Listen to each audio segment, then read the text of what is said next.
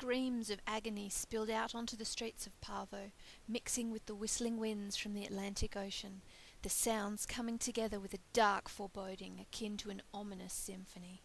The cacophony swirled around the corner, reaching the man shrouded in darkness far below.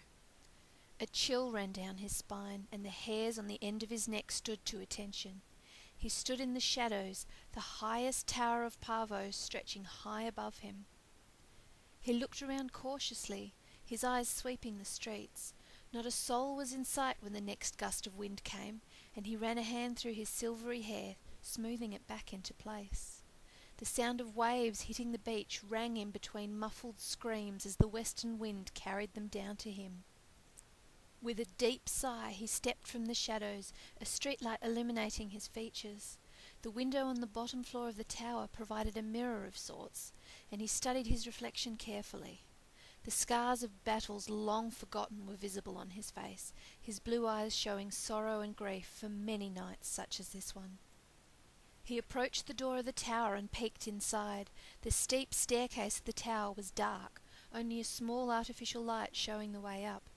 Driven by the desire to end this vile deed, he focused on the task before him. Climbing the stairs in the gloom took much of his concentration lest he trip and fall, and he was grateful for the brief reprieve from his own thoughts. Once he reached the top, he saw the door that led to his biggest fear, and a wave of nausea washed over him. The knowledge of what was happening behind the door resurfaced in his mind, and he cringed inwardly. Fighting the urge to turn around and leave the tower, he opened the door. "Garnet, I see you have finally made it." The deep voice startled him. He looked around the room, trying to find the source of the afflictive sound. Skimming over the dirty and dust-filled place, he noticed the two guards standing tall at the wall on his left. Both of them bowed their heads in deference, and Garnet couldn't help but cringe at their respect. There was nothing honourable about what he was about to do. Walking inside, he strode toward an old, stale piece of cloth that shielded the right corner. As he advanced, the homemade curtain was pulled aside, and a man with silver-streaked black hair walked forth. His eyes, two bottomless black pools, stared back at Garnet. "Ere," Garnet said, and bowed his head to the younger male, "I see that you already have things under control." Ere's smile was ruthless as he gestured behind the curtain. Garnet hesitated before looking in that direction, and was immediately regretful that he did not listen to his instincts. A woman in labour lay on a steel table, beads of sweat causing her black hair to stick to her skin. Loud screams burst from her every time a contraction hit her. She cried out for help, with tears running down her cheeks.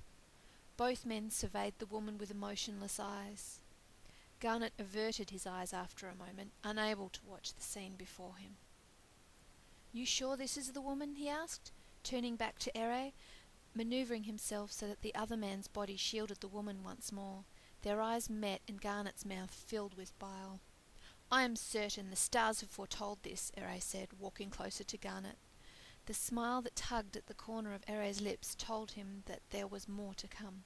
"By preventing this child's first breath, we will also stop the prophecy from happening, thus making sure we can secure the future of Astron." Garnet recognised the hunger in his companion's eyes, the lust for power that emanated from his being. He watched as Ere's eyes scanned the screaming woman. Her candid white dress was soaked in sweat, and her screams switched between painful cries and praying for mercy. The feminine hands reached out for someone or something between the contractions, and when Garnet realised that she was blind, his stomach churned. "Ere, I'm not sure about this," he muttered, eyeing the woman. His hands were shaking. Fiddling with his fingers, he fought against the urge to rush over to the woman whose cries were ruthlessly ignored. "You do not need to worry, this will soon be over," Ere answered, and after sending a menacing glare, he turned his back on the woman. "Help me," the woman begged, screaming every time the pain convulsed through her body.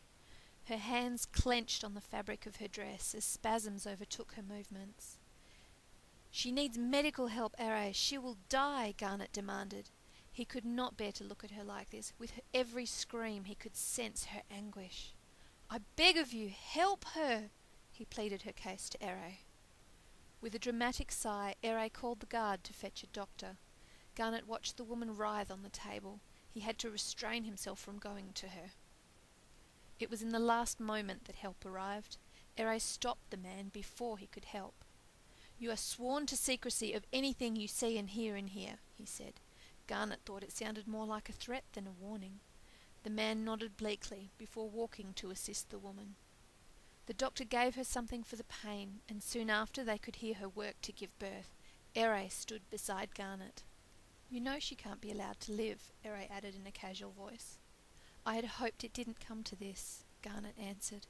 Turning his back to Ere, he saw the child being born, and sorrow filled him as he remembered that they would have to take the baby's life too. "There you go." The doctor's voice made Garnet turn around. With wide eyes he saw the child being wrapped in a baby blue blanket. A scream tore through the silence, and all eyes went to the child before they realised that the sound came from the mother, who was still in pained labour. Another child was coming. "This can't be," Ere muttered. Panic mixed with relief fluttered through Garnet. The star readers had not foretold this. Perhaps there was a small chance of hope still. "There's two?" he questioned. With widened eyes he stared at the woman as a loud, piercing scream accompanied the contraction. "Something has gone wrong. One child was foretold. Is this the wrong woman?" "Hush, we'll have to wait to talk," Ere warned, and suspiciously eyed the guards and the man who was clueless bringing another child into the world. The doctor wrapped the second child while the man stood with serious expressions. Two baby girls, not uttering a sound. This surprised Garnet. He had been present at many births, and not one had been as quiet as this one. "Thank you, doctor, that will be enough." Ere spoke with authority, bowing his head before he sent the doctor away. As the door closed after him, Ere turned to face Garnet. "We have to kill them." The determination was strong in his eyes, and Garnet had to avert his own, muttering something inaudible under his breath. "It is our duty to protect Astron," Ere pressed. Bowing his head, Garnet took out a knife. The woman had passed out from exhaustion, and as he neared her, he prayed for the stars to have mercy on her soul. Taking a life was something Garnet could never grow used to doing. A shiver ran down his spine as he looked at the sleeping form in front of him. "I am so sorry," he muttered, and carefully slid the blade across her throat, a crimson line showing. Quickly the blood gushed from the wound. Turning around, he saw the two girls, their eyes watching him with curiosity. Something stirred inside him. He could not kill them. "I can't, Ere. I cannot take their lives," he refused. Ere sneered in response, his upper lip coiling back to expose gritted teeth. Garnet held his ground, holding one hand up to silence him. He looked around the room before settling on one of the guards. A small slither of hope rushed through him as he recognised Guard Mallock. "Guard!" he called. The man walked over and Garnet handed him the two girls. "These girls can't be allowed to live. Do you understand me?" The guard stared at the two girls, hesitating to take them. Garnet forced Guard Mallock to meet his eyes. "Do you understand?" he repeated, no emotion in his voice or on his face. Solemn he hoped this worked. It had to. He spared a quick glance at the silent children, grief overwhelming him. "Yes, Elder Garnet, I understand," the guard replied as he looked into the two sets of eyes before him. "I understand." Garnet nodded as the guard sat down on a chair. With a last glance at the dead woman on the steel table, he prayed that he had done the right thing. Accompanied by Ere, he left the room, never to look back again.